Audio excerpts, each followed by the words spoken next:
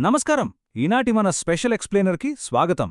ఈరోజు మనం చాలా ఆసక్తికరమైన అలాగే కాస్త వివాదాస్పదమైన ఒక టాపిక్ గురించి మాట్లాడుకోబోతున్నాం. ఆప్షన్స్ ట్రేడింగ్ అనగానే అదొక జూదమని అనైతికమని అంటుంటారు కదా. అసలందులో నిజమెంత? ఈ ఫైనాన్షియల్ రిస్క్ వెనుకున్న ఎథిక్స్ ఏంటి? పదండి, ఏమాత్రం ఆలస్యం చేయకుండా టాపిక్లోకి డైవ్ చేద్దాం. ఆప్షన్స్ ట్రేడింగ్ గురించి చాలా మందికొచ్చే ఫస్ట్ అండ్ బిగ్గెస్ట్ డౌట్, అసలు వేరొకరి నష్టంలో నుంచి మనం లాభం పొందడం ఎథికల్గా కరెక్టేనా? ఆప్షన్స్ అమ్మేవాళ్లు అంటే ఆప్షన్ సెల్లర్స్ ఎప్పుడూ చిన్న చిన్న రీటైల్ ఇన్వెస్టర్ల నష్టాల మీదనే లాభాలు గడిస్తున్నారనే ఒక బలమైన వాదన ఉంది. ఒకరు నష్టం పోతేనే కదా మరొకరికి లాభం వస్తుంది. మరిదొక రకమైన దోపిడీ కాదానిపిస్తుంది గదూ. ఈ అనుమానం రావటం చాలా సహజం. కానీ దీని వెనుకున్న అసలు మెకానిజమేంటో మనమిప్పుడు డీకోడ్ చేద్దాం. ఇక్కడొక పెద్ద మోరల్ డైలమా ఉందండి. అదేంటంటే, మన చేతిలో లేనిదాన్ని, అంటే మనం ఓన్ చేసుకోని దాన్ని అసలు ఎలా అమ్ముతాం? శతాబ్దాలుగా మన మైండ్ సెట్ ఎలా ఉందంటే, మన స్వంతం కారి దేనినైనా సరే మనం అమ్మి లాభం పొందకూడదు. మరి ఆప్షన్స్ ట్రేడింగ్లో మనం అసలు ఫిజికల్గా మన చేతిలో లేనిదాన్ని అమ్ముతున్నాం గదా. ఇక్కడే చాలామందికి ఇది నైతికంగా కరెక్ట్ కాదు అనిపిస్తుంది. దీన్ని కొంచెం క్లియర్గా అర్థం చేసుకోవడానికి ఒక చిన్న ఎగ్జాంపుల్ తీసుకుందాం. సపోజ్ రోడ్డు మీద ఎవరిదో మొబైల్ ఫోన్ దొరికిందనుకోండి. దాన్ని తీసుకెళ్లి అమ్మేసి లాభం పొందితే అబ్సల్యూట్లీ తప్పు. అది ఖచ్చితంగా అనైతికం. కానీ ఫైనాన్షియల్ మార్కెట్లలో ఒక డెరివేటివ్ కాంట్రాక్ట్ని క్రియేట్ చేయడం అనేది వేరొకరి వస్తువుని దొంగిలించి అమ్మడం లాంటిది కాదు. ఇదొక ఫైనాన్షియల్ కాంట్రాక్ట్.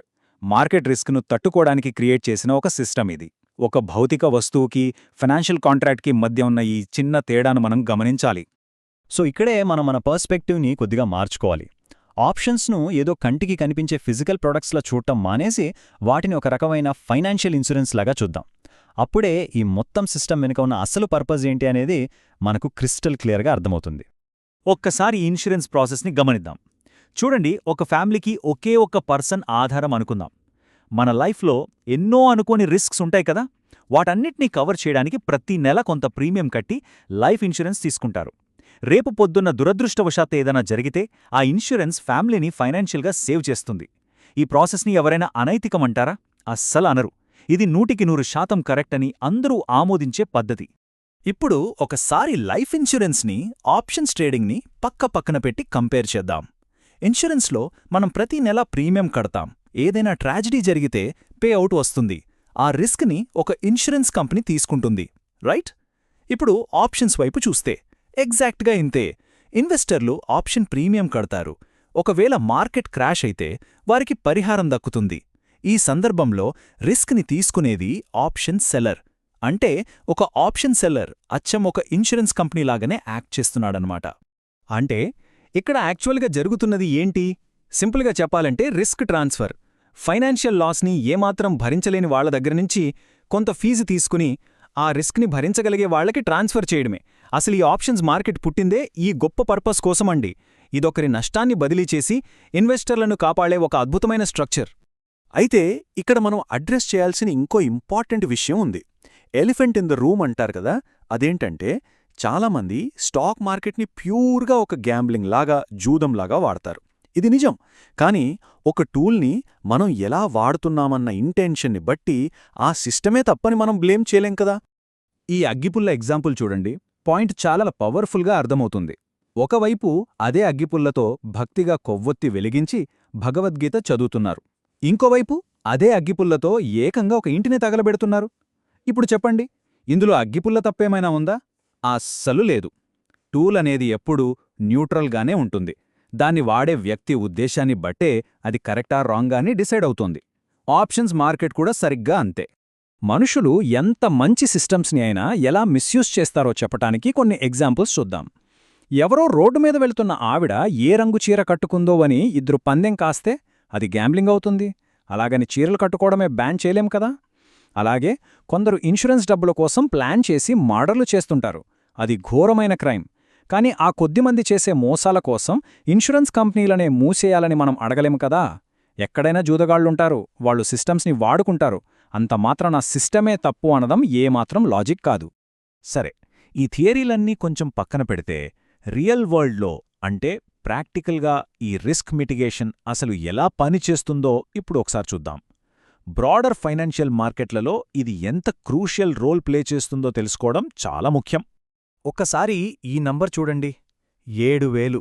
మన మార్కెట్లో దాదాపు 7,000కు పైగా షేర్లు లిస్ట్ అయ్యున్నాయి. కానీ వాటిలో ఎఫ్&ఓలో అంటే ఫ్యూచర్స్ అండ్ ఆప్షన్స్లో ట్రేడ్ అయ్యేవి కేవలం ఓ 200-250 షేర్లు మాత్రమే.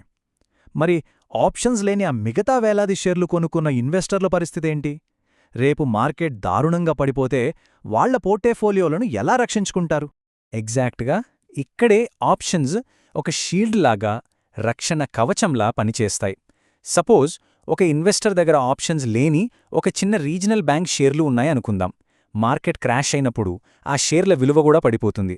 ఆ రిస్క్ని తగ్గించుకోవడానికి వాళ్లు బ్యాంక్ నిఫ్టీ లాంటి సెక్టార్ వైడ్ పుట్ ఆప్షన్స్ కొంటారు. అంటే తమ పోర్ట్ఫోలియోను కాపాడుకోవడానికి వేరొక ఆప్షన్ని వాడుకుంటున్నారు.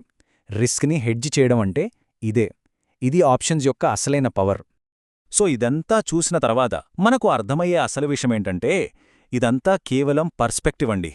ఒక సిస్టమ్ని మనం ఎలా చూస్తున్నాం, మనం ఏ కళ్ళజోడు పెట్టుకుని చూస్తున్నామనేదే ముఖ్యం. మన ఎథికల్ జడ్జ్మెంట్స్ అన్నీ ఈ చూసే కోణంపైనే ఆధారపడి ఉంటాయి. దీనికొక చిన్న కథ చెప్తాను వినండి.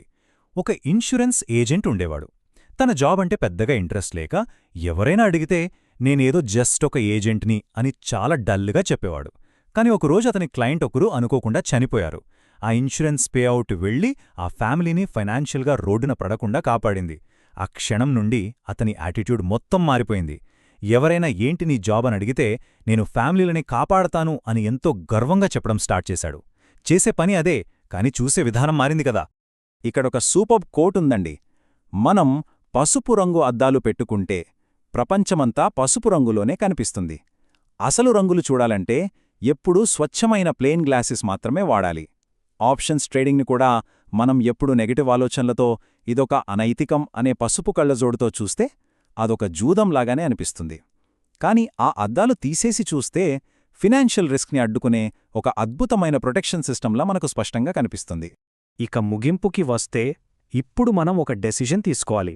మార్కెట్ సిస్టమ్స్ని ఇంకా ఆ పసుపు రంగు అద్దాలతోనే చూస్తూ జూదం అనుకుందామా, లేక ఈ ఫినాన్షియల్ ప్రొటెక్షన్ వెనక ఉన్న అసలు మెకానిజంని క్లియర్గా అర్థం చేసుకుందామా? ఈనాటి ఎక్స్ప్లెయినర్ మార్కెట్ రిస్క్ పట్ల ఉన్న మీ అవగాహనను శాశ్వతంగా మారుస్తుందని ఆశిస్తున్నాను. ఒక్కసారి దీని గురించి లోతుగా ఆలోచించండి. Keep thinking about it. మళ్ళీ ఇంకో ఇంట్రెస్టింగ్ టాపిక్తో కలుద్దాం.